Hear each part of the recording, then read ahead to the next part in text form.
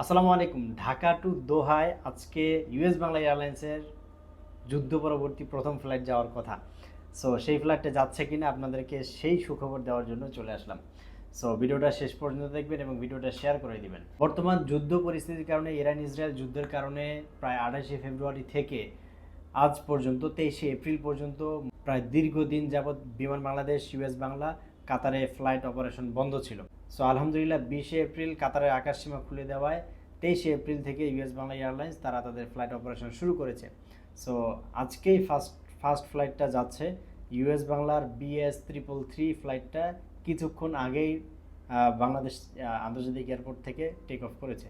এই দেখেন, আপনারা দেখেন, এই যে দেখেন ঢাকা আন্তর্জাতিক এয়ারপোর্ট থেকে এই যে এই ফ্লাইটটা BS333 ফ্লাইটটা ঢাকা থেকে দোহার উদ্দেশ্যে যাচ্ছে। আলহামদুলিল্লাহ, এটা অলরেডি কলকাতার উপরে, কলকাতার আকাশসীমা বা ইন্ডিয়ার আকাশসীমায় রয়েছে।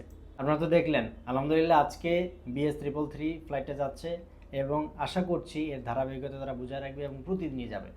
তবে কাতারের যদি পরিস্থিতি কোনো ধরনের কোনো খারাপ পরিস্থিতি হয় তাহলে কিন্তু ফ্লাইট ক্যান্সেলও হতে পারে। সো আশা করছি যারা টিকিট করেছেন এখন থেকে তাদের স্বস্তি ফিরবে। ভালো থাকবেন। আসসালামু আলাইকুম।